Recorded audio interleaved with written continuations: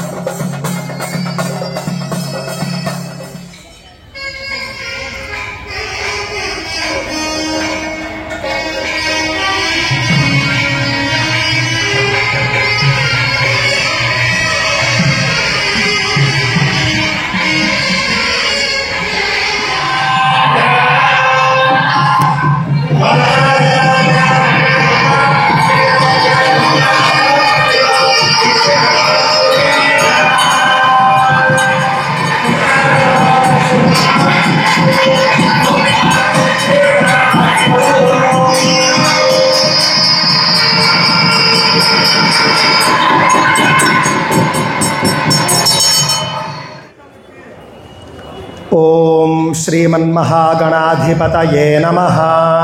श्रीमहासरस्वत्यै नमः। श्रीगुरुभ्यो नमः। हरिः ओम। स्वस्त्ययानन्तार्क्ष्यमरिष्टनेमिं महद्भूतं वायसं देवतानाम् असुरघ्नमिन्द्रासखं समत्सु बृहद्यशो नावामि वारुहेम। अंहोमुचा मांगिरा संगयञ्च स्वस्त्यात्रेयं मनसा च तार्क्ष्यं प्रयातपाणिशरणं प्रपद्ये। स्वस्ति संबाधेष्वभायन्नो अस्तु। ओम शांति शांति शांतिः। यशिवो नाम रूपाभ्यां या देवी सर्वमंगला तयोः संस्मरणात् पुंसां सर्वतो जयमंगलम्। शुक्लांबरधरं विष्णुं शशिवर्णं चतुर्भुजं प्रसन्नवदनं ध्यायेत् सर्वविघ्नोपशान्तये। तदेव लग्नं सुदिनं तदेव ताराबलं चन्द्रबलं तदेव विद्याबलं दैवबलं तदेव लक्ष्मीपते तेऽङ्घ्रियुगं स्मरामि। यत्र योगेश्वरः कृष्णो यत्र पार्थो धनुर्धरः तत्र श्रीर्विजयो भूतिर्ध्रुवानीतिर्मतिर्मम।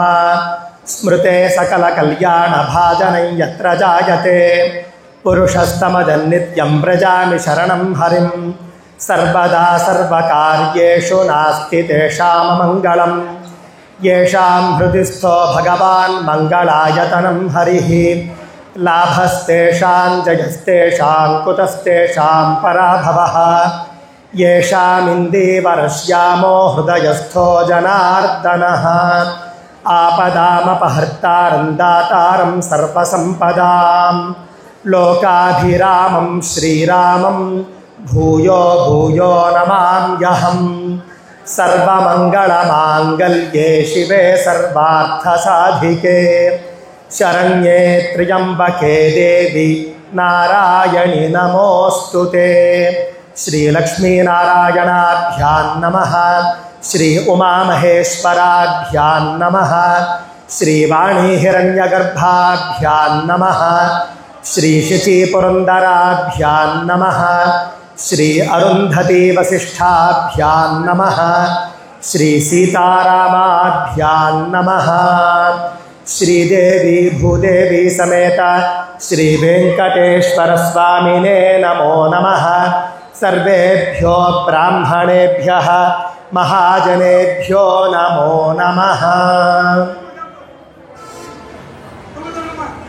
श्रीदेवी भूदेवी समेत శ్రీ వెంకటేశ్వర స్వామి వారికి నమస్కరించుకుంటూ ఇక్కడ ఉన్నటువంటి సభా సరస్వతికి నమస్కరిస్తూ వేదిక పైన ఆసీనులై ఉన్నటువంటి సాక్షాత్తుగా మహావిష్ణు స్వరూపులైనటువంటి వైష్ణవ పండితులందరికీ కూడా నమస్కారాలు తెలియజేసుకుంటూ,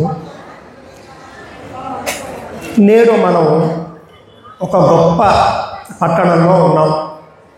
నేను ముఖ్యంగా కడప రావడం అనేది ఇది మొట్టమొదటిసారి. కడప అనేసరికి మనందరికీ కూడా కొన్ని అక్కర్లేనటువంటివి గుర్తొస్తాయి తప్ప, కడప అంటే అసలైనదేమిటి, మనం గుర్తు చేసుకోవాల్సింది ఏమిటి అనేది చాలామందికి తెలియనటువంటి దుస్థితిలో మనం ఉన్నాం. కడప అనేసరికి మనకి దగ్గరలో కనిపించేటటువంటి వేరే సమాధం ఏదో మనందరికీ కూడా గుర్తుకు వస్తుంది.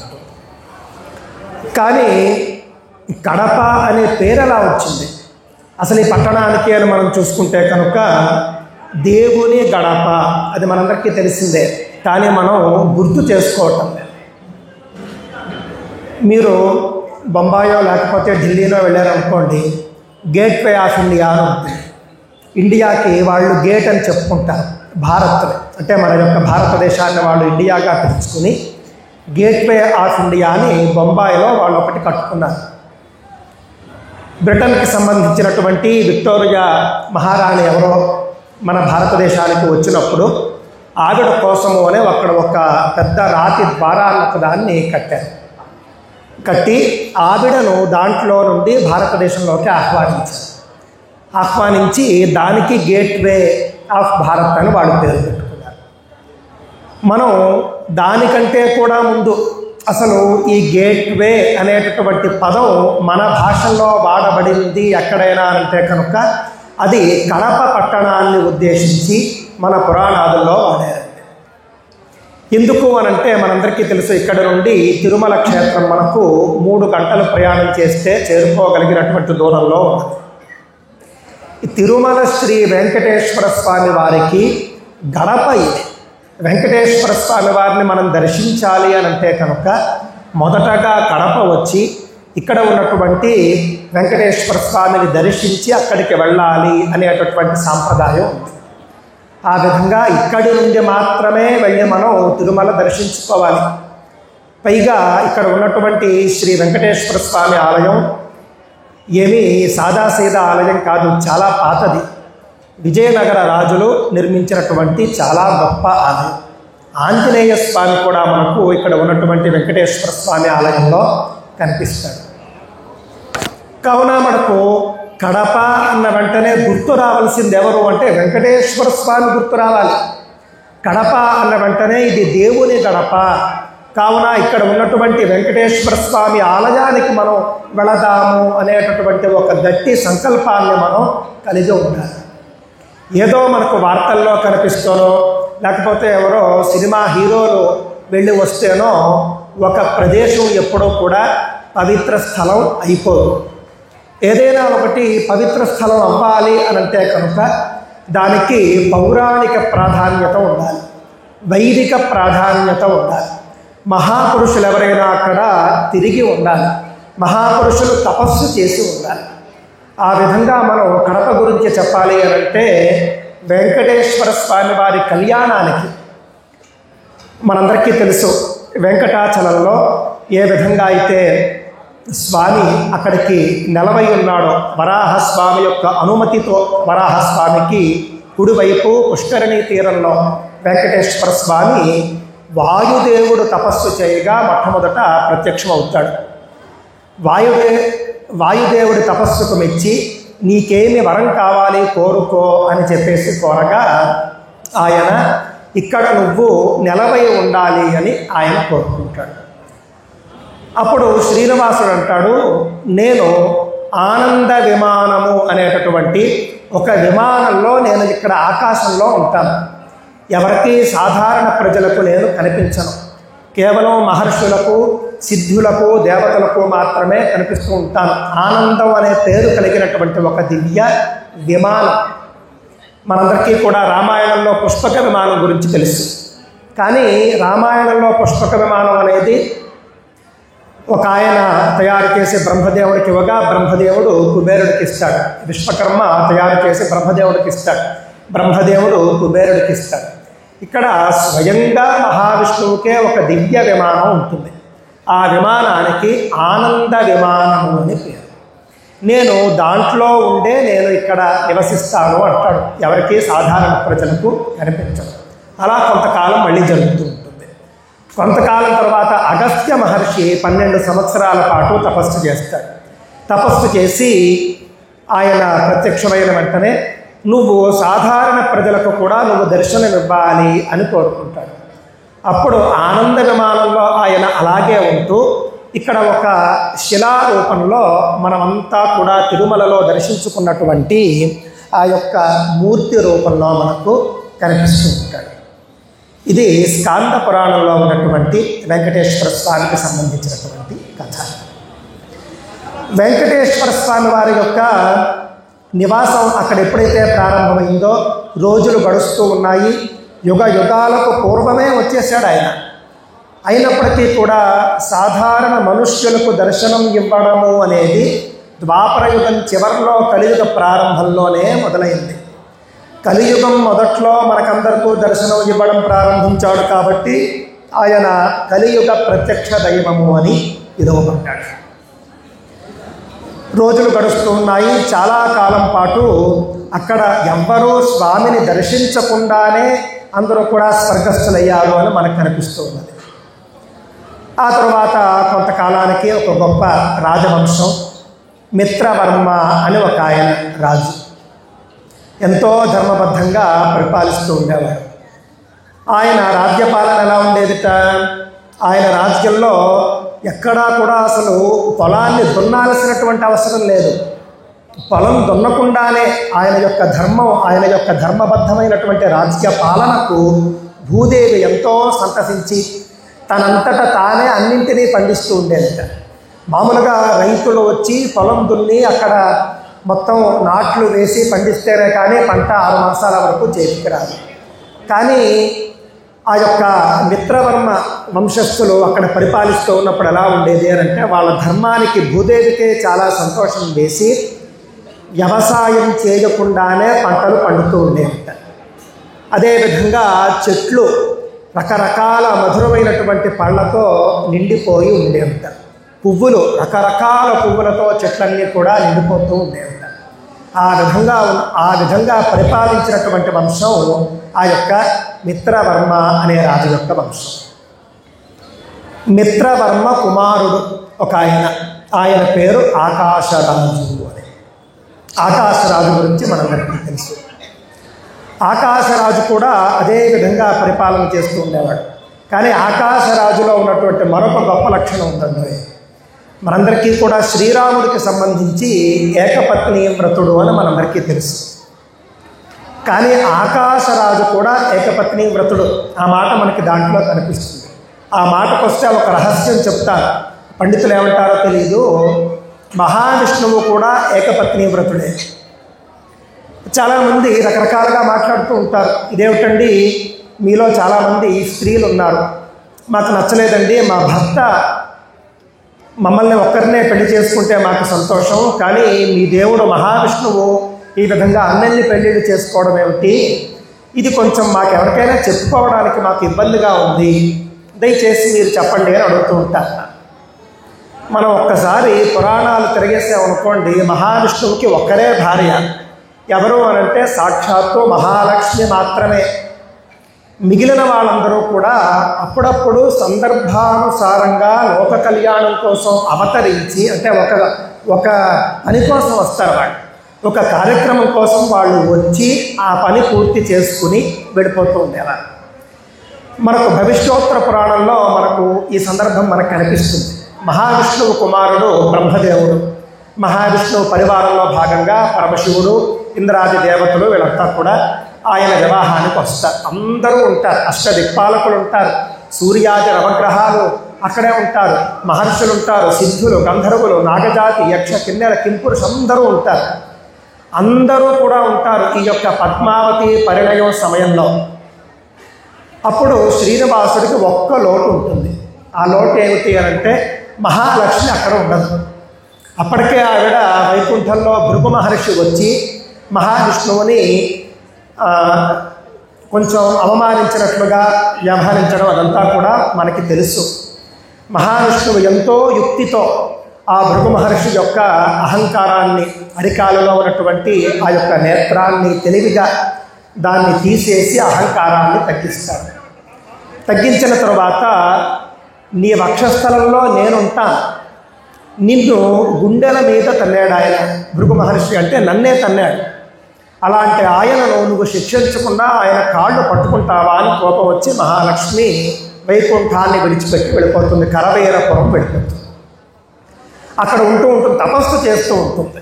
వెళ్ళిపోవడం అంటే మనలాగా కాదు. మన ఇళ్లలో కోపం వచ్చి వెళ్ళిపోయారు అనుకోండి, వెళ్ళిపోతారు అంతే. ఇంకా వెళ్ళిపోయిన తర్వాత అక్కడ జరిగే వ్యవహారాలు వేరేగా ఉంటాయి.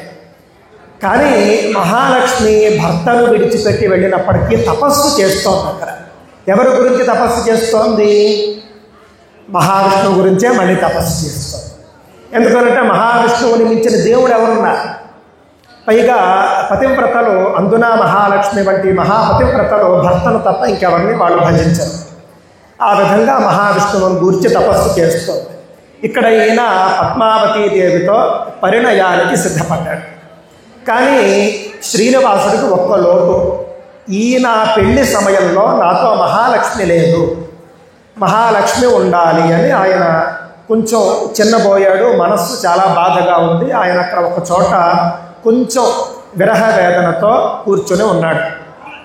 బ్రహ్మాది దేవతలు అందరూ ఉన్నారు అక్కడ.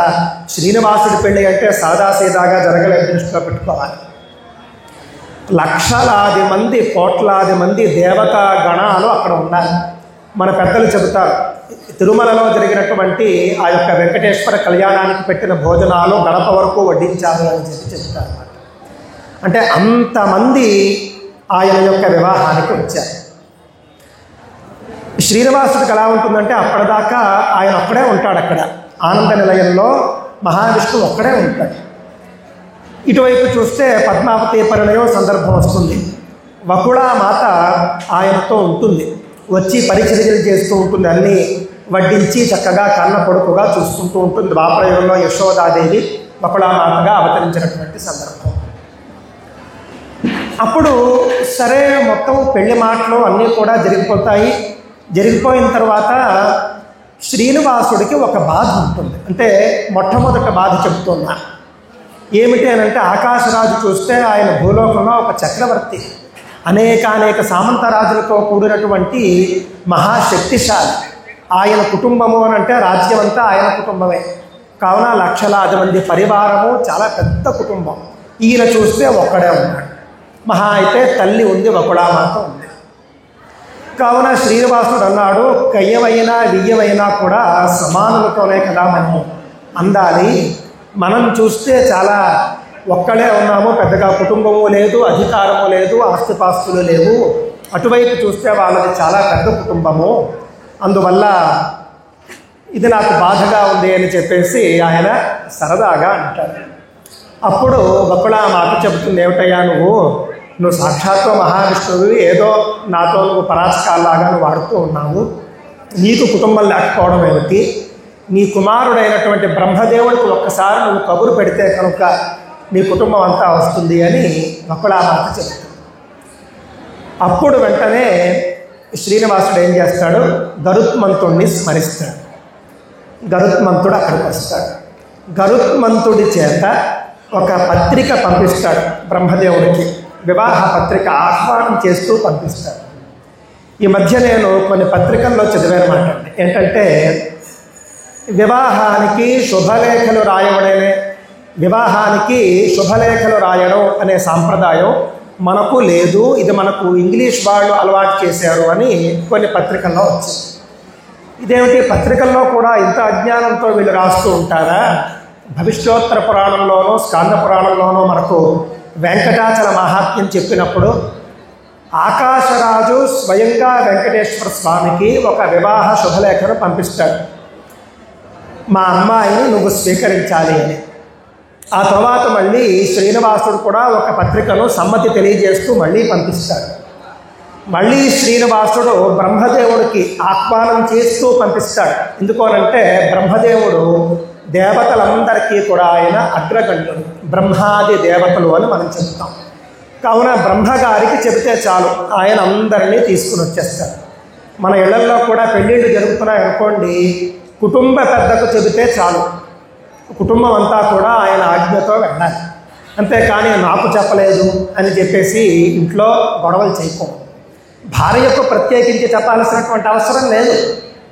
ఇంటి యజమాని బ్రహ్మదేవుడు బయలుదేరగానే సరస్వతీదేవి వచ్చేసింది. అంతేకాని నాకు చెప్పలేదు గరుత్మంతుడు వచ్చి అని చెప్పేసి అనలేదు, నాకు వేరే స్పెషల్ పత్రిక ఇవ్వలేదు అని కూడా ఆవిడ అనలేదు.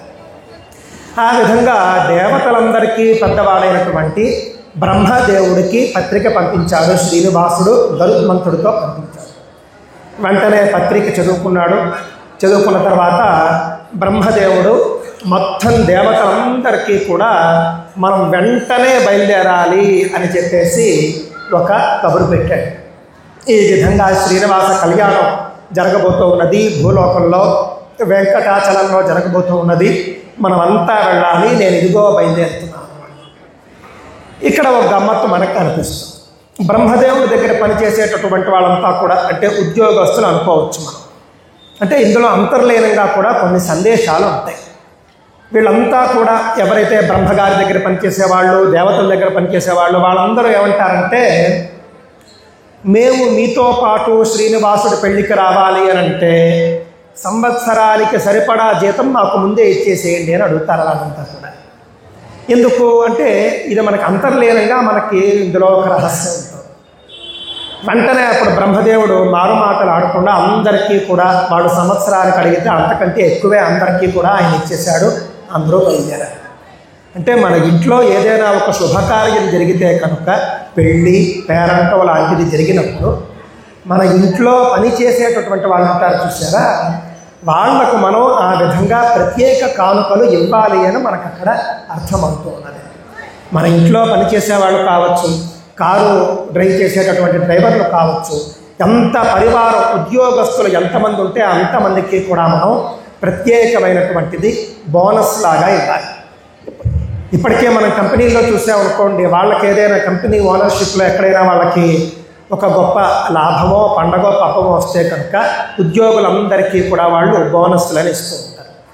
ఆ విధంగా బ్రహ్మగారు ఆ మాట చెప్పి అందరికీ కూడా వాళ్ళకి కావలసినంత ఎక్కువ మణి మాణిక్యాలు వజ్ర వైఢూర్యాలు అన్నీ ఇచ్చి అందరూ కూడా పెళ్లికి బయలుదేరి వచ్చారు. బ్రహ్మగారు ఒక దివ్య విమానంలో ఆయన బయలుదేరాడు.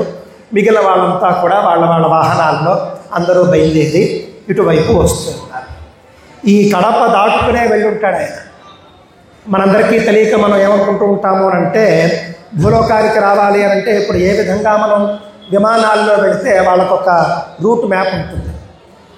ఇక్కడ మనకి రోడ్డు మీద ఏ విధంగా అయితే ట్రాఫిక్ సిగ్నల్స్ రూటు ఉంటుందో మనకి మామూలు విమానంలో వెళ్ళినప్పుడు కూడా ఉంటుంది. అక్కడ క్లియరెన్స్లో అన్నీ ఉంటాయి.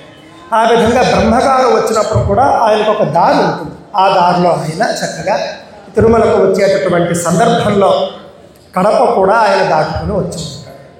అలాంటి గొప్ప క్షేత్రంలో సరే బాగానే ఉంది. దేవతలందరూ వచ్చారండి. దేవతలందరూ వచ్చిన తర్వాత అప్పుడు ఆయన, మీరందరూ వచ్చారు బాగానే ఉంది, నాకు మహాలక్ష్మి లేదు, కావున నాకు మనస్సు అంత సంతోషకరంగా లేదు అని ఆయన కొంచెం బాధపడ్డాడు. బాధపడిన వెంటనే అప్పుడు దేవతలందరూ అన్నారు, అలా కాదయ్యా, నువ్వు ఒక్క కబురు పెడితే ఆవిడ వచ్చేస్తుంది కదా, ఎందుకు ఇంత చింతించడం దేనికి అని ఒకరన్నారు. ఇంకొక ఆయన వచ్చి అన్నాడు, అలా కాదు మేమంతా ఉన్నాం కదా అని ఇంకొక ఆయన అన్నాడు. అంటే అప్పుడు మహావిష్ణువు ఒక గొప్ప మాట చెప్పాడు. ఈ కథంతా నేను ఎందుకు చెప్తున్నానంటే, మీరంతా కూడా ఒక కల్పాంత ప్రళయం వచ్చిందనుకోండి, మీరంతా వెళ్ళిపోతారు, దేవతలంతా కూడా నశిస్తారు.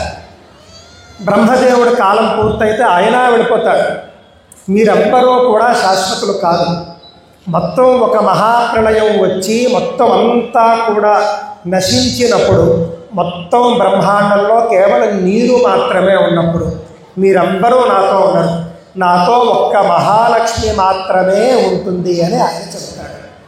అంటే అక్కడ అర్థం ఏమిటండి, ఎల్లప్పుడూ కూడా శ్రీనివాసుడితో ఉండేటటువంటి ఆమె మహాలక్ష్మి అని మనకు అర్థమవుతుంది. మహాలక్ష్మి లేకపోవడం ఎప్పుడూ లేదు. మహావిష్ణువు మహాలక్ష్మి లేకుండా ఎప్పుడూ ఉండడు. రాముడు సీత లేకుండా మనకు కనిపిస్తాడు కొన్ని సందర్భాల్లో. ఆవిడ వచ్చినటువంటి పని అయిపోయిన తర్వాత ఆవిడ బయలుదేరుతుంది.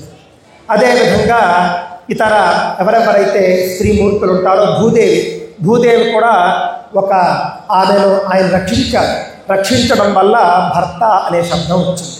సంస్కృతంలో పాతి ఇతి పతి అంటారు. మరి రక్షించేవాడు కావున పతి అనే శబ్దం వస్తుంది. అంటే భర్త అంటే రక్షకుడు. ఆ విధంగా నీటిలో మునిగిపోయినటువంటి భూదేవిని ఆయన రక్షించాడు. ఆ విధంగా రక్షకుడయ్యాడు.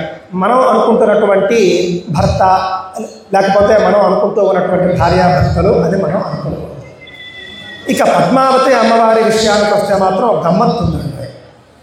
సరే, ఇప్పుడు మహాలక్ష్మి గురించి ఆయన మాట చెప్పాడు. ఎల్లప్పుడూ నాతో ఉండేది మహాలక్ష్మి ఒక్కరితే, కావున ఆవిడ ఉండాల్సిందే అని చెప్పాడు. వెంటనే అప్పుడు మహాలక్ష్మి వద్దకు ఎవరిని పంపిద్దామా అని చెప్పేసి వీళ్ళందరూ కలిసి సూర్యుడిని ఎంపిక చేశారు. సూర్య భగవానుడిని ఎంపిక చేశారు. నువ్వు వెళ్ళి మహాలక్ష్మికి విషయం చెప్పి తీసుకురా. మనకి చాలా గమ్మత్తుగా అనిపిస్తుంది. అక్కడ కొన్ని అసత్యములు కూడా పలుకమని అక్కడ మనకి స్వామి ఆదేశిస్తాడు సూర్యనారాయణుడితో. ఎందుకు ఈ మాట చెప్తాడు? అక్కడ మళ్ళీ ప్రాపంచిక విషయాన్ని ఒకదాన్ని ప్రస్తావిస్తాడు. మానవులు మీరంతా కూడా 1000 అబద్ధాలు ఆడి ఒక పెళ్లి చేస్తారు. నేను మానవుణ్ణి కాదు, మహావిష్ణువుని కదా. నాకు సంబంధించిన విషయాల్లో మీరు 1-2 అసత్యాలు పలికినా కూడా నా పరంధామానికే చేరతారు అని దేవతలకి చెప్పి సూర్య భగవానుడికి చెప్పి ఆయన కనిపిస్తాడు. ఏమని? మహాలక్ష్మి లేక నీ భర్త అయినటువంటి శ్రీనివాసుడు అక్కడ విరహ వేదనతో అనారోగ్యంతో ఉన్నాడు. అందువల్ల ఇప్పుడు నువ్వు వస్తేనే కానీ ఆయన లేచి తిరిగేట్టు లేడు. ఈ ఒక్క మాటే చెప్పమని అడిగే వద్దన్నా. ఈ ఒక్క మాటే చెప్పు చాలు, ఆవిడ వచ్చేస్తుంది, నీకేమీ అసత్య దోషం రాదు, నేను చూసుకుంటాను అని. అప్పుడు సూర్య భగవానుడు వెళ్తాడు. దానికి ఈయన స్క్రిప్ట్ కూడా చెప్తాడు. వెళ్ళి నేరుగా వెళ్ళి మాట్లాడేమని చెప్పడం. నువ్వు వెళ్ళు, ఆవిడ ఒక చోట పలానా చోట తపస్సు చేసుకుంటూ ఉంటుంది. ఆవిడ తపస్సు చేసుకోవడానికి వెళ్ళి వచ్చే ప్రదేశం ఉంటుంది. అక్కడ నువ్వు చేతులు కట్టుకుని తల దించుకుని విషణ్ణ వదనంతో నువ్వు నిల్చుని ఉండు. ఆవిడ అడుగుతుంది, ఎప్పుడూ కూడా భగభగ మండేటటువంటి వాడు ఎలా ఉన్నావేమిటయా అని అడుగుతుంది. అప్పుడు నువ్వు ఈ విధంగా చెప్పుకోవాలంటే ఆయన అదే విధంగా అక్కడికి వెళ్ళి నిల్చుంటాడు. నిల్చుంటే అప్పుడు ఆవిడ వస్తుంది. ఇదేమిటి సూర్యుడు ఆయన ఎప్పుడు వెలుగుతూ ఉంటేనే కదా లోకాలను వెలిగిస్తాడు, ఈయన ఎలా ఉన్నాడు ఏమిటి అని ఆవిడ పలకరిస్తుంది. వెంటనే ఏమీ లేదు, నా మాట కూడా వినటం లేదు మహావిష్ణువు, నువ్వు లేక ఆయన చాలా అనారోగ్యం పాలయ్యాడు అని అంటాడు. అన్న వెంటనే నువ్వు వస్తే కనుక ఆయన ఆరోగ్యంగా ఉంటాడు, మా అందరికీ సంతోషం అని చెప్పిన వెంటనే ఆవిడ వెంటనే బయలుదేరిపోతుంది. జరిగిందంతా కూడా మరిచిపోతుంది. ఇది భారతీయ స్త్రీ యొక్క లక్షణము అని మనకు అక్కడ అర్థమవుతుంది. గొడవలు ఎన్నైనా కావచ్చు. కుటుంబంలో భర్తతో గొడవ జరిగిందనుకోండి, నేను పుట్టింటికి వెళ్తాను అని చెప్పి వెళ్ళిపోయి ఉండవచ్చు. కానీ భర్తకు అనారోగ్యము అని తెలిస్తే కనుక పుట్టింటి నుండి వెంటనే ఈవిడ బయలుదేరి వెళ్ళిపోతుంది. ఎవరి మాట కూడా వినదు. అదే మనకు అక్కడ కూడా మనకు అనిపిస్తుంది. ఆ విధంగా వెంటనే ఆవిడ బయలుదేరి వచ్చేస్తుంది. బయలుదేరి రాగానే ఆయన బాగానే ఉంటాడు. ఆయనకి అనారోగ్యమే ఉంది. మనలాగా పాంచభౌతిక దేహం కూడా కాదు, దివ్య శరీరంతో ఉంటాడు మహావిష్ణువు అంటే.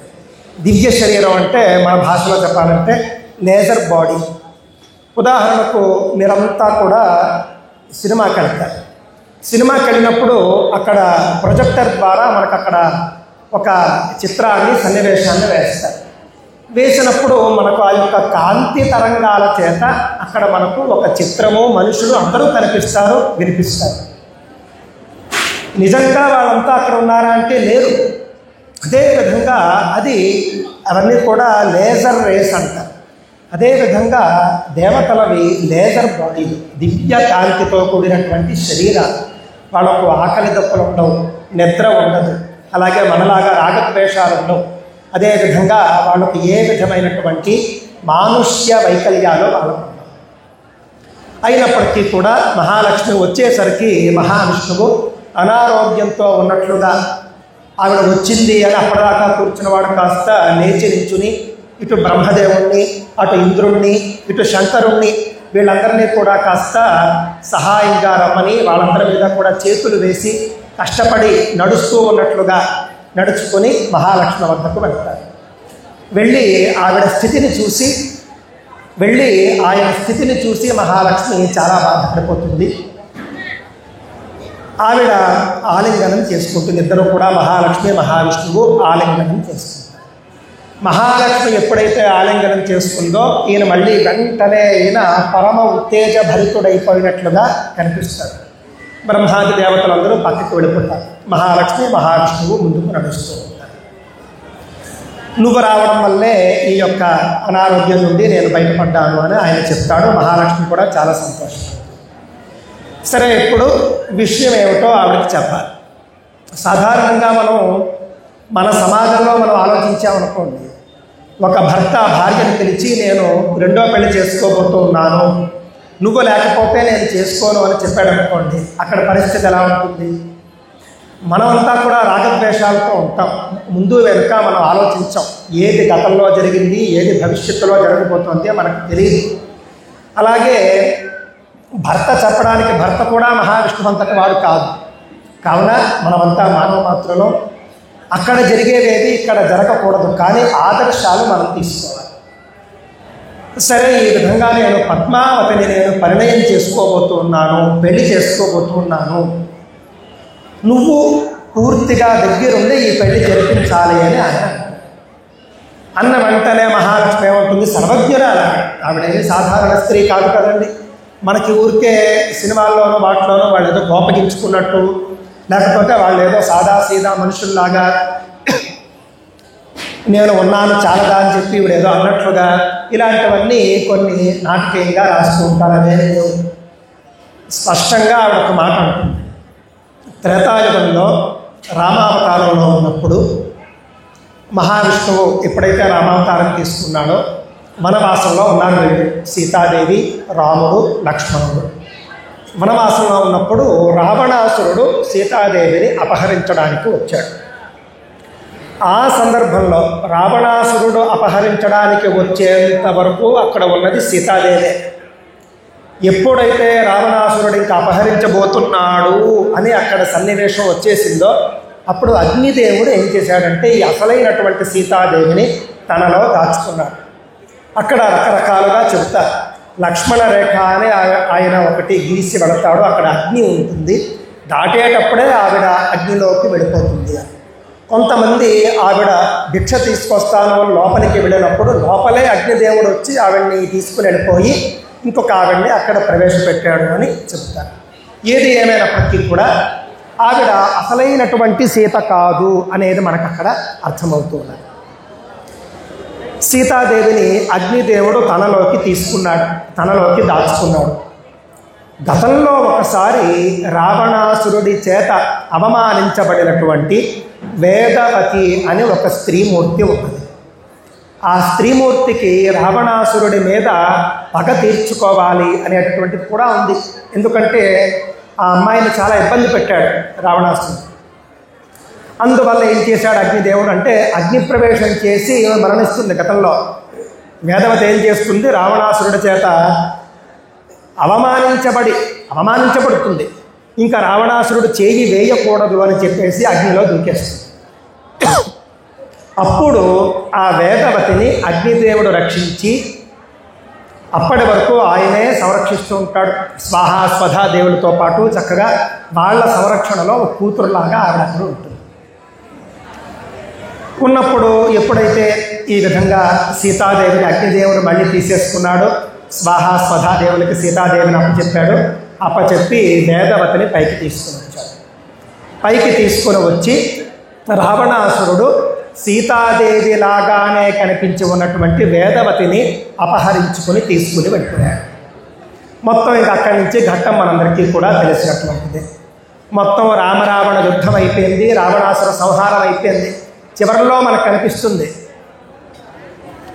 రాముడు సీతాదేవిని అనుమానించినట్లుగాను, నేను నిన్ను స్వీకరించను అని చెప్పినట్లుగాను, నీ యొక్క పాతివ్రత్యాన్ని నువ్వు నిరూపించుకో అని అన్నట్లుగాను మనం అక్కడ కొంచెం సూక్ష్మ బుద్ధితో ఆలోచించామనుకోండి, అవన్నీ కూడా నిజాలే. ఎందుకు అనంటే అక్కడ ఉన్నది సీతాదేవి కాదు, అక్కడ ఉన్నది వేదవతి. వేదవతి రాముడికి భార్య కానే కాదు, రాముడికి సీత మాత్రమే భార్య. కావున నువ్వు నాకు భార్య కాదు అనేట్లుగా ఆయన అక్కడ మాట్లాడతాడు. అప్పుడు ఆవిడ అగ్నిప్రవేశం చేస్తుంది. ఎప్పుడైతే అగ్నిప్రవేశం చేసిందో వేదవతి మళ్ళీ అగ్నిలోకి వెళ్ళిపోయి సీతాదేవి మళ్ళీ పైకి వస్తుంది. మళ్ళీ అప్పటి వరకు మాట్లాడేటటువంటి మాటలు అవన్నీ కూడా పక్కన పెట్టేసి నువ్వు అగ్ని పునీతవు అని చెప్పేసి మళ్ళీ రాముడు స్వీకరిస్తాడు. ఇదంతా కూడా ఒక దైవ లీల, ఇదంతా కూడా జగన్నాటక సూత్రధారి అయినటువంటి మహావిష్ణువు చూపిన లీల. సీతాదేవిని స్వీకరించాడు, అక్కడికి అయిపోయాడు. సీతాదేవి ఎవరు? రాముడు సాక్షాత్తు మహావిష్ణువు కాగా సీతాదేవి సాక్షాత్తు మహాలక్ష్మి. ఈ విషయం మనకు రామాయణంలోనే కనిపిస్తుంది. చాలామంది తెలియక రాముడు రామాయణం ప్రకారం రాముడు మనిషి మాత్రమే అని చెబుతూ ఉంటారు. ఇది చాలా తప్పు. రామాయణంలోనే రాముడి యొక్క విష్ణు తత్వం మనకు కనిపిస్తుంది, చాలా స్పష్టంగా మనకు కనిపిస్తూ ఉంటుంది. యుద్ధకాండలో ఇదే సందర్భంలో దేవతలందరూ వచ్చేస్తారు, బ్రహ్మాది దేవతలందరూ వచ్చేసి నువ్వేదో సాధారణ మనిషిలాగా మాట్లాడుతున్నావయ్యా, నువ్వు మనిషివి కాదు, నువ్వు సాక్షాత్తు శ్రీమన్నారాయణుడివి, దయచేసి నారాయణుడిగానే ఆలోచించు అని వాళ్ళందరూ ప్రార్థన చేస్తారు. అక్కడ మనకు అర్థమవుతుంది ఆయన సాక్షాత్తు మహావిష్ణువు. సరే, మహావిష్ణువు మహాలక్ష్మి స్వరూపులైనటువంటి సీతారామచంద్రులు అక్కడ ఆసీనులవుతారు. అక్కడ ఎదురుగా సీతాదేవి లాగానే ఉన్నటువంటి ఒక ఆవిడ ఉంటుంది. చూసిన వెంటనే అప్పుడు ఈవిడెవరు అనేటటువంటి చర్చ వస్తుంది. అప్పుడు దేవతలు వాళ్ళందరూ కూడా చెబుతారు, ఈ విధంగా వేదవతి నీ గురించి ఆమె ఇన్నాళ్ళు కష్టాలు పడింది. సీతాదేవికి చాలా బాధగాను ఆనందంగాను ఉంటుంది. బాధ దేనికి, అయ్యో నా గురించి ఒకరు కష్టాలు పడ్డాలి. ఆనందం దేనికి, నిస్వార్థంగా నా గురించి ఆమె ఇంతకాలము కూడా రావణాసురుడి చెరలో అనేక బాధలు అనుభవించింది. అందువల్ల దానివల్ల సీతాదేవికి ఎంతో అనుగ్రహం కలిగి, స్వామి నాలాగానే ఈవిడ నీ కోసం నా కోసం ఇన్ని బాధలను అనుభవించింది కదా, అందువల్ల దయచేసి నన్ను స్వీకరించినట్టే నువ్వు ఈమెను కూడా భార్యగా స్వీకరించు అని అడుగుతుంది. అడిగినప్పుడు రాముడు అంటాడు, నేను అలా చేయను, నేను రామావతారంలో నేను ఏకపత్ని వ్రతుణ్ణి, కావున నువ్వు అన్న మాట భవిష్యత్తులో జరుగుతుంది అని ఆయన చెప్తాడు. ఆ తర్వాత అనేక లక్షల సంవత్సరాలు అయిపోయాయి. ఎందుకోవాలంటే రామావతారం 24వ మహాయుగంలో జరిగింది. ఇప్పుడు మనం 28వ మహాయుగంలో ఉన్నాం. ఈ వెంకటేశ్వర వృత్తాంతం అంతా కూడా 28వ మహాయుగంలో జరిగింది. అంటే దాదాపుగా 1.5 సంవత్సరాలు మనం దగ్గర లెక్కేసుకుంటే ఉంటాయి.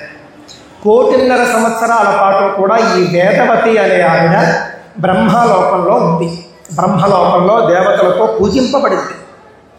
పూజింపబడిన తర్వాత ద్వాపర యుగం చివరిలో మనం ఇంతవరకు చెప్పుకున్నటువంటి వెంకటేశ్వరుడి ఆగమనం ఏదైతే ఉందో ఇదంతా ద్వాపర యుగం చివరిలో జరుగుతుంది, కలియుగం మొదల్లో జరుగుతుంది.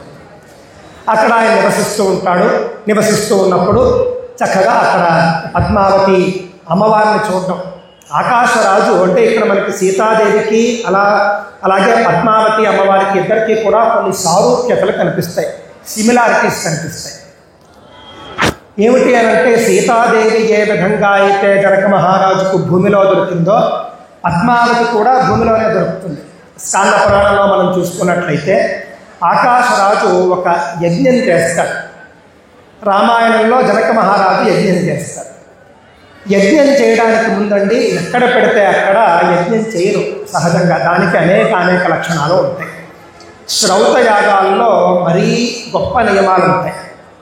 ఎక్కడైనా ఒక భూమి మీద వ్యవసాయం మనం చేసామనుకోండి, అక్కడ పంట పండుతోంది అని అంటే అలా పంట పండే చోట మాత్రమే యజ్ఞం చేయాలి, ఎక్కడ పెడితే అక్కడ చేయకూడదు. పంటలు పండడానికి యోగ్యమైనటువంటి భూమిలోనే యజ్ఞం చేస్తారు. అందువల్ల ఏం చేస్తారు, యజ్ఞానికంటే ముందే ఆ యొక్క ప్రదేశాన్ని పూర్తిగా దున్నుతారు. పొలం దున్ని వరి నాట్లు వేస్తారు.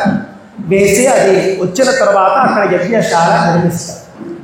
ఆ విధంగా ఆకాశరాజు కూడా యజ్ఞ వేదిక నిర్మింపజేయడం కోసము అని అక్కడ పొలాన్ని దున్నుతూ ఉంటారు. బంగారు నాగలితో పొలాన్ని దున్నుతూ ఉంటారు. ఆయన రాజు, ఆయన మహాచక్రవర్తి. బంగారు నాగలితో స్వయంగా రాజే దున్నుతాడు అలాంటి యజ్ఞం కోసం చేసే సందర్భంలో. ఆ విధంగా దున్నుతూ ఉండగా ఒక తామర పువ్వు వాళ్లకు కనిపిస్తుంది. ఆ తామర పువ్వులో నిద్రించి ఉన్నటువంటి ఒక చంటి బిడ్డ, ఆడబిడ్డ కనిపిస్తుంది. అప్పటి వరకు ఆకాశరాజు ధరణీదేవి దంపతులకు పిల్లలు ఉండరు. పిల్లల గురించి వాళ్ళు చాలా ప్రయత్నాలు చేసి ఉంటారు. అప్పుడు హఠాత్తుగా పిల్లల గురించే ప్రయత్నాలు చేస్తూ ఉన్నటువంటి ఆకాశరాజుకు ఒక తామర పువ్వు లోపల శయనించి ఉన్నటువంటి ఒక ఆడబిడ్డ దొరికింది. వెంటనే ఆడబిడ్డను చేతిలోకి తీసుకున్నాడు. మహదానందంతో ఉన్నాడు. ఎందుకు అనంటే సాదాసీదా అమ్మాయి కాదు, చూడగానే ఒక దేవకన్యలాగా ఉంది, దేవ బిడ్డలాగా ఉంది. చూసి ఈ బిడ్డ నా బిడ్డ, ఈ బిడ్డ నా బిడ్డ అని 2-3 సార్లు ఆనందంగా మంత్రులతో అన్నాడు. అప్పుడు వెంటనే ఆకాశవాణి వినిపించింది. ఆకాశవాణి చెప్పింది, ఆకాశరాజా, ఈమె నిజంగా నీ బిడ్డే, నీ కోసమే ఇక్కడ అవతరించింది. నువ్వు తీసుకుని వెళ్ళి ఈ బిడ్డను నువ్వు అల్లారు ముద్దుగా పెంచుకో, భవిష్యత్తులో జరగవలసినవన్నీ జరుగుతాయి అని ఆకాశవాణి వినిపించింది. ఆకాశవాణి ఎప్పుడైతే వినిపించిందో అప్పుడు, అంటే మంత్రులందరూ ఉన్నప్పుడు వినిపించిందట. ఎందుకోనంటే మంత్రులు ఎవరు లేరనుకోండి, ఇప్పుడు రాజుగారు కాబట్టి ఏం చెప్పినా జనం నమ్ముతారు. కానీ దానికి ఒక ఆథెంటిసిటీ అనేది ఉండాలి కదా. అందువల్ల మంత్రులందరూ ఉండగానే ఆకాశవాణి వినిపించింది. ఈయన రాజ్యానికి వెళ్ళే లోపలే, భార్య దగ్గరికి వెళ్ళే లోపలే జరిగింది ప్రచారం. అయితే అందరూ ఉండగా జరిగింది కాబట్టి ఈమె నీ బిడ్డనే, తీసుకుని వెళ్ళి అల్లారు ముద్దుగా పెంచుకోండి, నీకు అన్ని శుభాలే కలుగుతాయి అని ఆకాశవాణి వినిపించింది. చక్కగా పాపను తీసుకుని ఆయన ఇంటికి వచ్చేశాడు. వెంటనే నేరుగా అంతఃపురంలో భార్య వద్దకు వెళ్ళాడు. భార్య పేరు ధరణీదేవి. ధరణీదేవి వద్దకు వెళ్ళి ఈ బిడ్డను ఆవిడ చేతిలో పెట్టేసి, ఈ విధంగా దేవతలు అనుగ్రహించడం వల్ల యజ్ఞశాల కోసం దున్నుతూ ఉండగా తామర పువ్వులో నాకు దొరికింది, ఈమె మన బిడ్డ, ఇక మీదట మనం ఈమెనే బిడ్డగా పెంచుకోవాలి అని చెప్పి ఇచ్చేస్తారు. ఆ బిడ్డను చూసిన వెంటనే ఆవిడకు కూడా ఎనలేని ఆనందం, చాలా అద్భుతంగా ఆవిడ సంతోషిస్తుంది. అదే సందర్భంలో ఆశ్చర్యకరంగా ఇలా అమ్మాయి అక్కడికి వస్తుంది. పద్మం అంటే తామర పువ్వుకు పద్మము అని పేరు. పద్మంలో వికసించింది కాబట్టి, పద్మంలో వికసించి కనిపించింది కాబట్టి ఆవిడకు పద్మావతి అని పేరు పెట్టుకుని అల్లారు ముద్దుగా పెంచుకుంటూ ఉంటారు. పద్మావతి అనే పేరుకే అలమేలు మంగ అనేటటువంటి పేరు తమిళ ట్రాన్స్లేషన్. మనం అంతా అనుకుంటాం పద్మావతి అమ్మవారి వేరు, అలమేలు మంగ వేరు అని మనం అనుకుంటూ ఉంటాం. ఏమీ కాదు, అలమేలు అనంటే పద్మావతి అనే అర్థం. కావున అలమేలు మంగ మరియు పద్మావతి ఒక్కరే అని మనం ఇప్పుడు గుర్తున్నటువంటి పదం. చాలామంది పాపం తల్లిదండ్రులు కూడా ఇళ్లలో పిల్లలతో మాట్లాడినప్పుడు ఒకసారి పద్మావతినే, ఒకసారి అలమేలు మంగ అని అంటూ ఉంటారు. పిల్లలకు అర్థం కాదు, ఇదేమో 2 పేరు చెప్తున్నారు, అమ్మ ఏమో ఒక చోటకే తీసుకెళ్ళింది అని అనుకుంటూ ఉంటారు. మనకే చాలా వరకు తెలియదు. అందువల్ల పద్మావతి అనే పేరుకు అలమేలు మంగ అనేటటువంటిది తమిళ తర్జుమా. సరే, పద్మావతి అని పేరు పెట్టుకుని అల్లారు ముద్దుగా పెంచుకుంటూ ఉన్నారు. ఎప్పుడైతే ఈ యొక్క బిడ్డ ఆ ఇంటికి వచ్చిందో అప్పుడు ధరణీదేవి గర్భవతి అయింది. ఈవిడ వచ్చినటువంటి వేళాభిషేకం చేత గర్భవతి అయింది. ఆ తర్వాత చక్కగా ఒక కొడుకు పుడతాడు ఆకాశరాజుకి. ఆ కొడుకుకి వసుదానుడు అని పేరు పెట్టుకుని అల్లారు ముద్దుగా పెంచుకుంటూ ఉంటారు. ఉపనయనం, అదేవిధంగా వేదాభ్యాసం, ధనుర్వేదాభ్యాసం, అస్త్రశస్త్రాలు అన్నీ నేర్పిస్తారు. కొడుకు సహాయ సహకారాలతో ఆకాశరాజు మరింత శక్తిమంతుడు అవుతాడు. ఆ విధంగా పద్మావతి ఎదుగుతుంది. ఇటు కొడుకు ఎదుగుతాడు, ఇటు పద్మావతి కూడా ఎదిగి యొక్క వయస్సుకు వస్తుంది. ఒకానొక సందర్భంలో చెలికత్తెలు అని ఉంటారు. ఈ చెలికత్తెల్ని తీసుకుని ఆవిడ ఒక తోటలోకి వెళ్ళడం, తోటలో పువ్వులు అవి కోసుకోవడానికి వెళ్తారు. వెళ్ళినప్పుడు అక్కడికి మొదటగా ఒకసారి నారద మహర్షి వస్తారు. నారద మహర్షి వచ్చిన వెంటనే ఆవిడ ఏమంటుంది, ఒకసారి నా చేయి చూసి ఏమైనా చెప్పండి అని అడుగుతుంది. అంటే నారద మహర్షి అంతటి వాడు వచ్చాడు కదా, త్రికాలజ్ఞుడు, సర్వజ్ఞుడు ఆయన ఏం చెప్తాడో అని సహజంగా యుక్త వయసుకు వచ్చినటువంటి ఆడపిల్లలకి భవిష్యత్తు తెలుసుకోవాలి అనేటటువంటి ఒక కోరిక ఉంటుంది. అడిగిన వెంటనే ఆయన మన భాషలో చెప్పాలంటే ఫేస్ రీడింగ్ మొత్తం ఆమె పద్మావతి అమ్మవారి యొక్క ముఖము, చేతులు, చేతి రేఖలు అన్నీ కూడా చూసి జరగబోయేది ఆయన చెప్తాడు. సాక్షాత్తుగా నువ్వు మహావిష్ణువుకే భార్య అయ్యేటటువంటి జాతకం ఉన్నదానిది అని ఆయన చెప్తారు. ఆయనకు సత్కారం చేసి పంపించేస్తారు. ఆ తర్వాత ఇక జరగాలి కదా, ఇదంతా కూడా ముందే నిర్ణయించబడి ఉంది. సీతాదేవి సమయంలోనే సీతాదేవి చెప్పడం, ఆయన ఈ విధంగా నేను భవిష్యత్తులో చేసుకుంటానని చెప్పడం, ఆ కారణంతోనే ఆయన వెంకటాచలానికి వచ్చి ఉండడము, అక్కడ పద్మావతి ఇంకో కారణంతో రావడము, దాంతో ఆయన వేటాడడము అనేటటువంటి ఒక కారణంతో ఇంకొక సందర్భంలో ఆయన అడవిలోకి వస్తాడు. వచ్చి పద్మావతి అమ్మవారిని చూస్తాడు. అక్కడ కూడా ఒక మంచి అద్భుతమైన సన్నివేశం ఉంటుంది. మన వాళ్ళలో చాలామంది ఏమిటంటే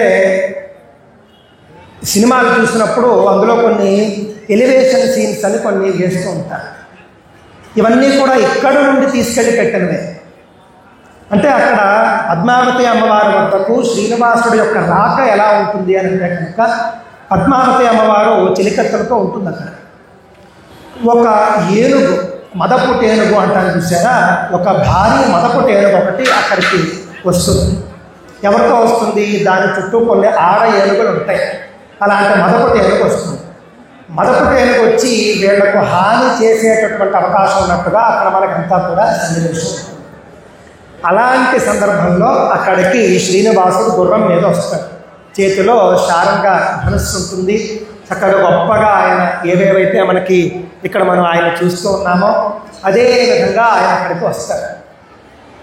వచ్చి ఆయన వస్తూనే ఇంకా ఆయన ఏమీ ఏనుగుని బెదిరించడం ఇవేం లేవు. ఆయన్ని చూస్తూనే ఏనుగు కొంచెం తల వంచి ఆ యొక్క తొండంతో ఆయన్ని ముట్టుకొని అడవిలోకి వెళ్ళిపోతుంది. పోలే ఈ విధంగా అయింది అని పద్మావతి వీళ్ళంతా సంతోషిస్తారు. శ్రీనివాసుడు పద్మావతిని చూసి ఈవిడెవరు ఏమిటి అని చెలికత్తల్ని అడుగుతాడు. వాడు చెబుతారు, నేను ఈమెను వివాహం ఆడాలనుకుంటున్నాను అనే మాట కూడా అంటారు. అంటే నేను చూడగానే ఆ మాట అంటే ఎవరు ఒప్పుకుంటారు? అందువల్ల చెలికత్తలు అంటారు, ఈవిడ ఆకాశరాజు పుత్రిక, మీరు ఈ మాట అన్నట్టు ఆకాశరాజుకి తెలిస్తే కనుక చాలా ఇబ్బంది అయిపోతుంది అని చెప్పి అందరూ వెళ్ళిపోతారు. కానీ పద్మావతి అమ్మవారు కూడా శ్రీనివాసుడిని చూసిన వెంటనే పెళ్లి చేసుకుంటే ఈయన్నే చేసుకోవాలి అని ఒక మనోభావంతో ఆవిడ ఉంటుంది. ఇటు శ్రీనివాసుడు కూడా ఆమెను పెళ్ళాడాలి అనే భావంతో ఉంటాడు.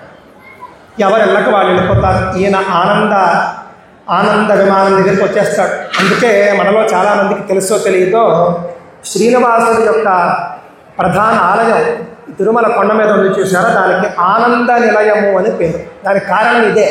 ఆయన అక్కడ పైన ఆనందం అనే పేరు కలిగే విమానంలో ఉంటాడు. అందుకని ఆనంద నిలయం అనే పేరు. ఇప్పటికీ కూడా ఆయన మనకు గర్భాలయంలో మనకు కనిపించే రూపంలో ఉంటాడు. పైన ఆకాశంలో ఆనంద విమానంలో ఉంటాడు. అది కేవలం దేవతలు, సిద్ధులు, మహానుభావులకు కనిపించే రూపం. అది మనలాంటి సామాన్యులకు కనిపించే రూపం ఇది. ఆ విధంగా ఇద్దరు వెళ్ళిపోవడం జరుగుతుంది. వకుళామాత ఉంది చూసారా, వకుళామాత బాధ్యత ఏమిటంటే రోజు కూడా శ్రీనివాసుడి వద్దకు వచ్చి ఆయనకు ఆహారం పెట్టడం అనేది ఆవిడ బాధ్యత. నేడు తిరుమలలో కొండ మీద స్వామికి ఏ నైవేద్యాలు అయితే చేస్తారో అవే నైవేద్యాలు అదే విధంగా వకుళామాత పెట్టేది స్వామికి. అన్నీ వండుతూ ఉండేది. అదే కొనసాగిస్తూ వస్తున్నారు. మొత్తం అన్ని పేర్లు కూడా ఉంటాయి మనకి దాంట్లో. ఆ యొక్క పొంగలైతేనేమిటి, చక్ర పొంగలు, వడ ఇవన్నీ కూడా ఉంటాయి. లడ్డూలు ఇవన్నీ కూడా వకుళామాత వండి వడ్డించేది. ఆ విధంగా రోజు భోజన సమయానికి తీసుకుని వెళ్ళేది. ఆ రోజు కూడా అలాగే తీసుకెళ్ళినప్పుడు ఆవిడకి అర్థమైంది, ఈయన కొంచెం మనస్సు ఒక రకంగా వేరే విధంగా ఉన్నాడు, ఎప్పుడూ ఉండేట్టుగా ఉత్సాహంగా లేదు. ఏమైందో చెప్పమని అడగగానే ఆయన జరిగిందంతా చెప్పాడు. ఇదంతా కూడా జరగవలసింది జరగడం కోసం నడుస్తూ ఉన్నటువంటి ఒక నాటకం. చెప్పిన వెంటనే ఇంతే కదా, నేను వెళ్ళి మాట్లాడతాను, నేను వెళ్ళి చూసుకుంటాను అని చెప్పేసి కొడుకు లాంటి శ్రీనివాసుడి యొక్క మనస్సు తెలుసుకున్నదై అక్కడి నుంచి బయలుదేరి వెళ్ళింది. శ్రీనివాసుడు చెప్పిన విధంగా ఎవరిని పూజించాలి, ఎవరిని కలవాలి అన్నీ కూడా ఆయన చెప్పి పంపిస్తాడు. చెప్పి పంపించగానే ఆకాశరాజు వద్దకు ఈవిడ వెళుతుంది. ఆకాశరాజు వద్దకు అంటే ఆకాశరాజు వద్దకు నేరుగా ముందు వెళ్ళదు ఈవిడ. మొట్టమొదట మార్గ మధ్యంలో పద్మావతి మరియు చెలికత్తల్ని చూస్తుంది. వాళ్ళతో నేను ధరణీదేవిని చూడాలి అని చెబుతుంది. మాతో రండి తీసుకెళ్తా ఉంటారు. ఆకాశరాజు భార్య అయినటువంటి ధరణీదేవి దగ్గరికి బకుళామాత వెళుతుంది. విషయం అంతా చెబుతుంది. చెప్పిన వెంటనే ధరణీదేవి ఆకాశరాజు ఇద్దరు మాట్లాడుకుంటారు. ఇంతలో కొన్ని సంఘటనలు మళ్ళీ జరుగుతాయి. బకుళామాత అక్కడికి వెళ్ళే లోపల సాక్షాత్తు మహావిష్ణువే సోది చెప్పేటటువంటి వాడి రూపంలో వస్తాడు. వచ్చి అక్కడ ఆవిడ పద్మావతి అమ్మవారు కూడా ఎందుకు అంతఃపురంలో బాధగా ఉంది, ఎందుకు ఆవిడ కూడా ఎప్పుడులాగా ఉత్సాహంగా లేదు అని వీళ్ళందరూ బాధపడుతూ ఉంటారు. అప్పుడే ధరణీదేవి పద్మావతి తల్లి ఈ సోదరులను అక్కడికి పిలిపించి విషయం అడుగుతుంది. సోదగత్తె అంటమ్మ. అప్పుడు మొత్తం అంతా కూడా ఆ రూపంలో ఉన్నటువంటి స్వామి చెప్పేస్తారు. చెప్పిన వెంటనే వాళ్ళు కూడా దాదాపుగా ఈ వివాహం చేయడానికి అప్పటికే సిద్ధమై ఉంటారు. ఎప్పుడైతే బకుళామాత వచ్చి మాట్లాడిందో అప్పుడు ఇంకా దాదాపుగా వాళ్ళు నిర్ణయించుకుంటారు ఈ పెళ్లి చేద్దాము అంటే. ఆవిడ సాక్షాత్తుగా చెప్పేస్తుంది ఆయన మహావిష్ణువు ఈ విధంగా ఉన్నాడు మొత్తం అంతా కూడా. దానికి కొంతమంది సిద్ధులు ఋషులు వాళ్ళంతా కూడా సహకరిస్తారు. దాంతో అక్కడికి వీళ్ళిద్దరికీ కూడా పెళ్లి చేద్దాము అని పెద్దలు నిర్ణయించుకుంటారు. నిర్ణయించుకున్న తర్వాత ఇంకా పెళ్లికి సంబంధించినటువంటి ఏర్పాట్లు, పెళ్ళంటే అలా జరగాలి అన్నట్టుగా ఉంటుంది. అంగరంగ వైభవంగా పద్మావతి శ్రీనివాసుల పరిణయం ఉంటుంది. ఆ పరిణయాన్ని వర్ణించాలి అని అంటేనే మనకు చాలా సమయం పడుతుంది. ఏదో మనం ఆకాశమే పందిరిగా అన్నట్లుగా ఉంటుంది చూసారా, ఆ విధంగా గొప్పగా సకల దేవాధి దేవతలు కూడా ఆ పెళ్లికి వచ్చేస్తారు. అందరూ చిన్న చిన్న పనులు చేస్తూ ఉంటారు. అందులో ముఖ్యంగా నవగ్రహాలట ఈ యొక్క పద్మావతి పరిణయం సమయంలో పాత్రలు శుభ్రం చేసే పని చేశాయట. అంటే అంట్లు తోవడం. అంటే అంత పెద్ద కార్యక్రమంలో నవగ్రహాలు చేసినటువంటి పని ఏమిటి? అంట్లు తోవడం. వాళ్ళు ఆ విధంగా మా స్థాయి ఇది, మేము ఇలా చేయాలి అని వాళ్ళు ఎప్పుడు కూడా అనుకోలేదు. ఆ విధంగా బ్రహ్మాది దేవతలందరూ కూడా రాగా సాక్షాత్తు మహాలక్ష్మే మంగళ స్నానం చేయించింది. ఇది మనం ఎక్కడా చూడం. సహజంగా మన ఇళ్లలో కన్నతల్లి లేకపోతే మేనత్తలు అప్పచెల్లెళ్ళు వాళ్ళు చేస్తారు. కానీ సాక్షాత్తుగా మహాలక్ష్మి మంగళ స్నానం చేయించింది. ఆ తర్వాత ఆయన పెళ్లి కొడుకు అవ్వడం, ఇద్దరు కూడా చక్కగా వేదికలోకి రావడం, బ్రహ్మదేవుడే స్వయంగా పురోహితుడుగా ఉండి పెళ్లి చేయించాట. అంత అంగరంగ వైభవంగా జరిగినటువంటి పద్మావతి పరిణయం ఇప్పుడు మనమంతా కూడా ఇక్కడ ప్రత్యక్షంగా దర్శనం చేసుకోబోతూ ఉన్నాం. మీరు చూడండి, ఇది సాధారణంగా కడప కళాక్షేత్రం, ఒక సభాభవనం. ఇది అనేక కార్యక్రమాలు జరుగుతూ ఉంటాయి. ఇక్కడ కేవలం ఆధ్యాత్మికమే జరుగుతాయని లేదు. కానీ ఇలాంటి ప్రదేశాన్ని మన వాళ్ళు చూడండి ఎంత కలియుగ వైకుంఠంలాగా మార్చేశారో. మన వీళ్ళందరూ కూడా పండితులు బెంగుళూరు నుండి వచ్చారు. శ్రీమాన్ మురళీకృష్ణ భట్ గారు, వారి కుమారుడైనటువంటి శ్రీమాన్ సుందరకృష్ణ భట్ గారు, వారి యొక్క పరివారం అంతా కూడా వాళ్ళ చేతిలో ఉంది. ఇప్పుడు మనం వెళ్ళి వెంకటేశ్వర స్వామిని దర్శించుకుంటున్నాము అని అంటే అలంకారం చేసే అర్చకుడి చేతిలో ఉంటుంది ఆయన్ని ఎలా చూపించాడు అనేటటువంటి. అదేవిధంగా సాక్షాత్తుగా ఇక్కడ వైకుంఠాన్నే ఇక్కడికి దింపినట్లుగా తిరుమలలో ఏ విధంగా అయితే కళ్యాణ వేదిక ఏర్పాటు చేస్తారో అదే విధంగా ఇక్కడ అలంకారం చేశారు. నేను ఇక్కడ రావడానికి ముందు వీడియో తీసి పంపించారు ఇక్కడ వాళ్ళు, మన వాళ్ళు చూసే నాకు చాలా అనిపించింది, ఎంత అద్భుతంగా ఉంది అలంకారం అని చెప్పేసి. అలంకార ప్రియ విష్ణు అనేది ఎంత నిజమో, అలంకారాన్ని చేయడం అనేది ఆ యొక్క వైష్ణవులకు మాత్రమే సాధ్యము అనేది కూడా అంతే నిజము అని మనకి ఇక్కడ అర్థమవుతున్నది.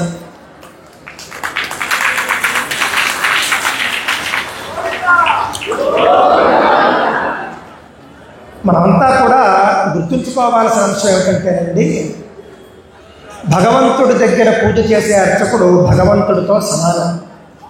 ఆ భావంతో మనం ఉంటాం. నేను ఉంటాను, మీరంతా కూడా ఉంటారు. కొంతకాలం మారడం వల్ల వేరే విధంగా ఆలోచిస్తూ ఉంటారు. ఇప్పుడు మనం శాస్త్రాలు చూసుకున్నాం అనుకోండి, శివ పూజ చేసినప్పుడు నా రుద్రో రుద్రమర్చయేత్ అంటారు. అంటే శివుడు కానివాడు శివుణ్ణి పూజించలేడు. ముందు మహాన్యాసం పేరిట శివుడుగా తనను తాను మార్చుకొని పూజ చేస్తారు. అదేవిధంగా మన పండితులందరూ కూడా అలంకారంలో చూడండి మహావిష్ణువులాగా ఉంటారు. ఆ విధంగా వాళ్ళు కూడా మహావిష్ణువుగా భావించుకున్న తరువాతే వాళ్ళు చేయగలరు. అందుకే అంత అద్భుతంగా జరుగుతూ ఉంటుంది. ఇంత గొప్పగా అలంకారం చేయడం మాత్రమే కాకుండా మనందరికీ కూడా కళ్యాణం చూసేటటువంటి అద్భుతమైనటువంటి అవకాశాన్ని కలగజేస్తూ ఉన్నటువంటి, అంటే కన్నుల పండుగగా కలగజేస్తూ ఉన్నటువంటి ఆ యొక్క బృందానికి మనం అనేక ధన్యవాదాలు తెలియజేసుకుంటూ ఈ యొక్క శ్రీ వెంకటేశ్వర గోవిందమాల భక్త బృందం, ఈ బృందం గత 15 సంవత్సరాలుగా ఇక్కడ వెంకటేశ్వర కళ్యాణాన్ని ఈ విధంగా చేస్తూ ఉన్నారు. ఏదైనా ఒక చోట ఒక ఆధ్యాత్మిక కార్యక్రమం చేయాలంటే చాలా విఘ్నాలు ఉంటాయి, చాలా పర్మిషన్స్ అవి ఇవి చాలా సమస్యలు ఉంటాయి.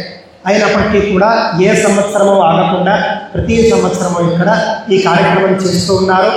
వాళ్ళు కూడా బెంగళూరు నుండే వచ్చారు, నేను కూడా మైసూరు నుండి రావడం జరిగింది. అద్భుతమైనటువంటి ఈ కళ్యాణాన్ని మనమంతా కూడా దర్శనం చేసుకుందాం. చివరగా నేను ఒక మాట చెప్పి ముగిస్తాను. ఈ దేవతలకు కళ్యాణాలు ఏమిటండి, ఈ దేవతలకు కళ్యాణాలు చేయడం వల్ల మనకేమిటి లాభం అని చెప్పేసి కొంతమంది మాట్లాడుతూ ఉంటారు. యద్యదాచరతి శ్రేష్ఠ అని మనందరికీ కూడా భగవద్గీతలో కనిపిస్తుంది.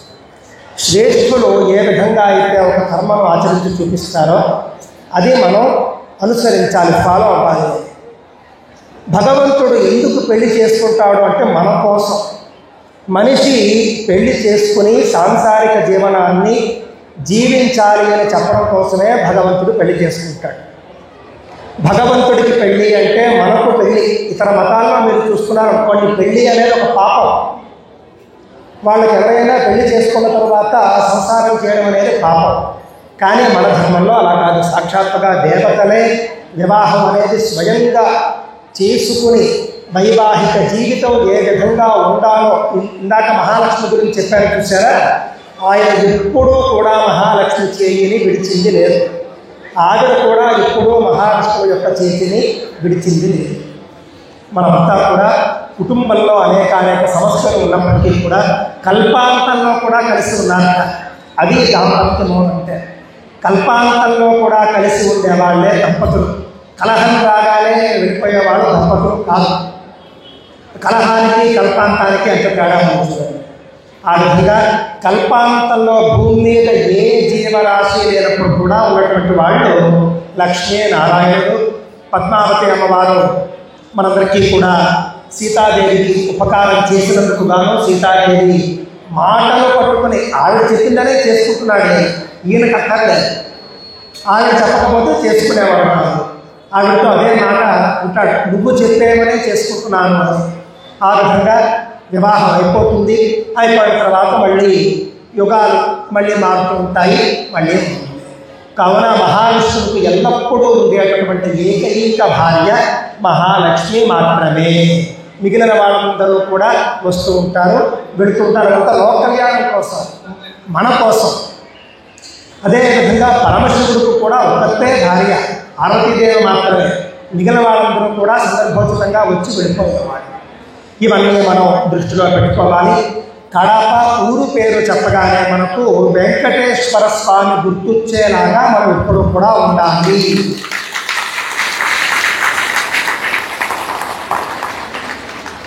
కడప అంటే దర్గా కాదు, దామోదరుడు అని అందరూ కూడా గుర్తుంచుకోండి.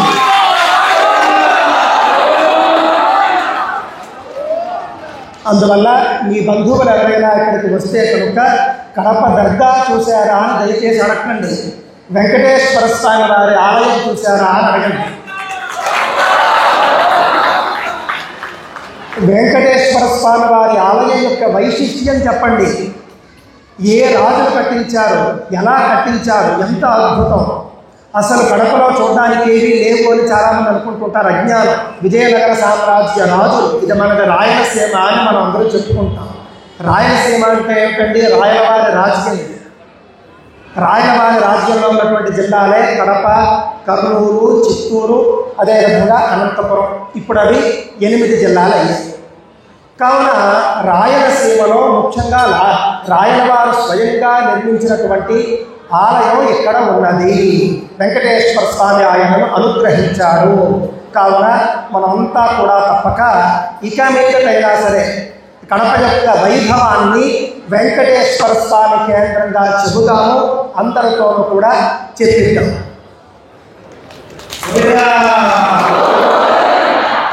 ఏడుకొండలవాడ